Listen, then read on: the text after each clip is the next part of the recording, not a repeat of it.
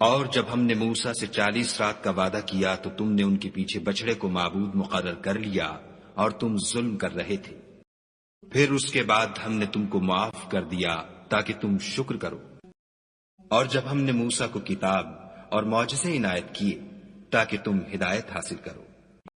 اور جب موسیٰ نے اپنی قوم کے لوگوں سے کہا کہ بھائیو، تم نے بچڑے کو معبود ٹھہرانے میں بڑا ظلم کیا ہے، تو اپنے پیدا کرنے والے کے آگے توبہ کرو اور اپنے تئیں ہلاک کر ڈالو۔ تمہارے خالق کے نزدیک تمہارے حق میں یہی بہتر ہے۔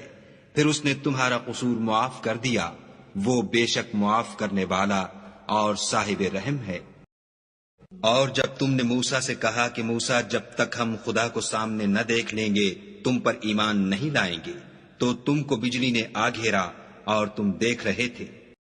پھر موت آ جانے کے بعد ہم نے تم کو از سر نو زندہ کر دیا تاکہ احسان مانو، اور بادل کا تم پر سایہ کیے رکھا اور تمہارے لیے من و سلوہ اتارتے رہے کہ جو پاکیزہ چیزیں ہم نے تم کو عطا فرمائی ہیں ان کو کھاؤ پیو، مگر تمہارے بزرگوں نے ان نعمتوں کی کچھ قدر نہ جانی، اور وہ ہمارا کچھ نہیں بگاڑتے تھے بلکہ اپنا ہی نقصان کرتے تھے۔ اور جب ہم نے ان سے کہا کہ اس گاؤں میں داخل ہو جاؤ اور اس میں جہاں سے چاہو خوب کھاؤ پیو، اور دیکھنا دروازے میں داخل ہونا تو سجدہ کرنا اور حطتن کہنا، ہم تمہارے گناہ معاف کر دیں گے اور نیکی کرنے والوں کو اور زیادہ دیں گے۔ تو جو ظالم تھے انہوں نے اس لفظ کو جس کا ان کو حکم دیا تھا بدل کر اس کی جگہ اور لفظ کہنا شروع کیا، پس ہم نے ان ظالموں پر آسمان سے عذاب نازل کیا کیونکہ نافرمانیاں کیے جاتے تھے۔ اور جب موسیٰ نے اپنی قوم کے لیے خدا سے پانی مانگا تو ہم نے کہا کہ اپنی لاٹھی پتھر پر مارو۔ انہوں نے لاٹھی ماری تو پھر اس میں سے 12 چشمے پھوٹ نکلے، اور تمام لوگوں نے اپنا اپنا گھاٹ معلوم کر کے پانی پی لیا۔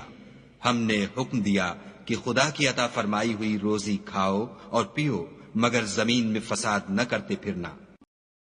اور جب تم نے کہا کہ موسیٰ، ہم سے ایک ہی کھانے پر صبر نہیں ہو سکتا، تو اپنے پروردگار سے دعا کیجئے کہ ترکاری اور ککڑی اور گیہوں اور مسور اور پیاز وغیرہ جو نباتات زمین سے اگتی ہیں ہمارے لیے پیدا کر دے۔ انہوں نے کہا کہ بھلا عمدہ چیزیں چھوڑ کر ان کے بدلے ناقص چیزیں کیوں چاہتے ہو؟ اگر یہی چیزیں مطلوب ہیں تو کسی شہر میں جا اترو، وہاں جو مانگتے ہو مل جائے گا۔ اور آخر کار ذلت و رسوائی اور محتاجی و بے نوائی ان سے چمٹا دی گئی،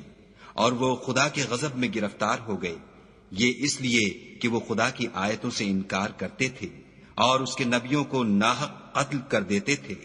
یعنی یہ اس لیے کہ نافرمانی کیے جاتے اور حد سے بڑھے جاتے تھے۔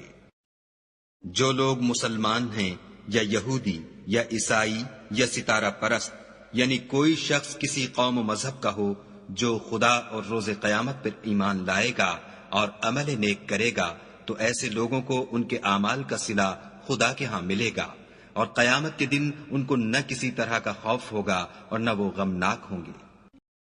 اور جب ہم نے تم سے عہد کر لیا اور کوہ طور کو تم پر اٹھا کھڑا کیا اور حکم دیا کہ جو کتاب ہم نے تم کو دی ہے اس کو زور سے پکڑے رہو، اور جو اس میں لکھا ہے اسے یاد رکھو تاکہ عذاب سے محفوظ رہو،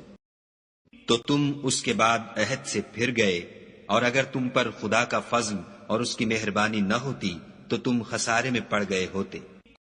اور تم ان لوگوں کو خوب جانتے ہو جو تم میں سے ہفتے کے دن مچھلی کا شکار کرنے میں حد سے تجاوز کر گئے تھے، تو ہم نے ان سے کہا کہ ذلیل و خوار بندر ہو جاؤ۔ اور اس قصے کو اس وقت کے لوگوں کے لیے اور جو ان کے بعد آنے والے تھے عبرت اور پرہیزگاروں کے لیے نصیحت بنا دیا۔ اور جب موسیٰ نے اپنی قوم کے لوگوں سے کہا کہ خدا تم کو حکم دیتا ہے کہ ایک بیل ذبح کرو، وہ بولے، کیا تم ہم سے ہنسی کرتے ہو؟ موسیٰ نے کہا کہ میں خدا کی پناہ مانگتا ہوں کہ نادان بنوں۔ انہوں نے کہا، اپنے پروردگار سے التجا کیجئے کہ وہ ہمیں یہ بتائے کہ وہ بیل کس طرح کا ہو۔ موسیٰ نے کہا، پروردگار فرماتا ہے کہ وہ بیل نہ تو بوڑھا ہو اور نہ بچڑا، بلکہ ان کے درمیان یعنی جوان ہو، سو جیسا تم کو حکم دیا گیا ہے ویسا کرو۔ انہوں نے کہا، اپنے پروردگار سے درخواست کیجئے کہ ہم کو یہ بھی بتا دے کہ اس کا رنگ کیسا ہو۔ موسیٰ نے کہا پروردگار فرماتا ہے کہ اس کا رنگ گہرا زرد ہو کہ دیکھنے والوں کے دل کو خوش کر دیتا ہو۔ انہوں نے کہا اب کے پروردگار سے پھر درخواست کیجئے کہ ہم کو بتا دے کہ وہ اور کس کس طرح کا ہو، کیونکہ بہت سے بیل ہمیں ایک دوسرے کے مشابہ معلوم ہوتے ہیں، پھر خدا نے چاہا تو ہمیں ٹھیک بات معلوم ہو جائے گی۔